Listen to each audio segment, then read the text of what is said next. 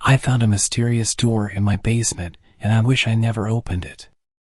My childhood home was a charming old Victorian mansion that my parents inherited from my great-grandmother. I grew up listening to her stories about the house's secret passages and hidden rooms.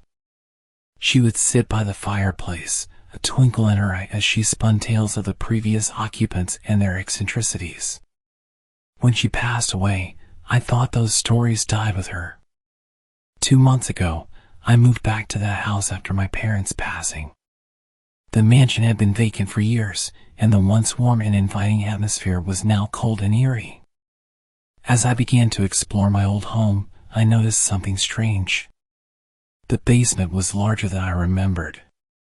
One day, as I descended the creaky wooden stairs into the dimly lit basement, I noticed an unfamiliar door.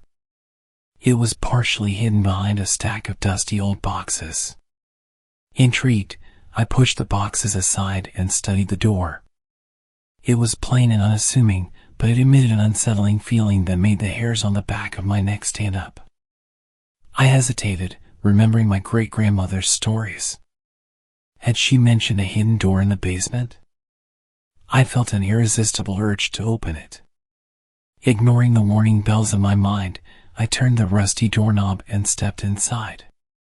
The room was small and windowless, illuminated by a single flickering light bulb. The walls were lined with shelves filled with old books and journals. In the center of the room was a wooden table with a single, worn-out leather chair. On the table lay a thick, ancient-looking journal, bound in what appeared to be human skin. As I approached the table, I felt a cold breeze on my neck, followed by a whisper. "Read," it hissed. The voice sounded like 1,000 tortured souls combined, and yet it compelled me. My hands shook as I opened the book.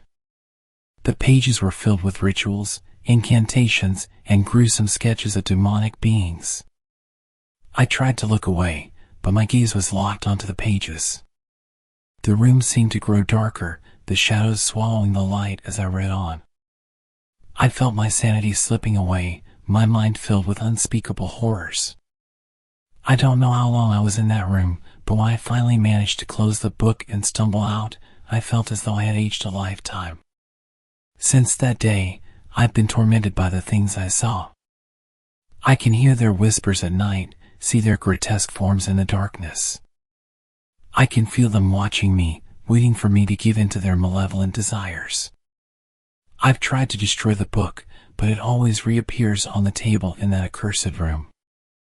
I can't escape the horrors that now haunt my every waking moment. I'm trapped in my own home, and I fear there's no way out. I shouldn't have opened that door. I shouldn't have read that book. And now I'm paying the price for my curiosity.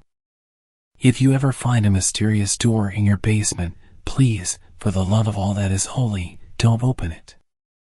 You might not be as lucky as I am to escape with your life.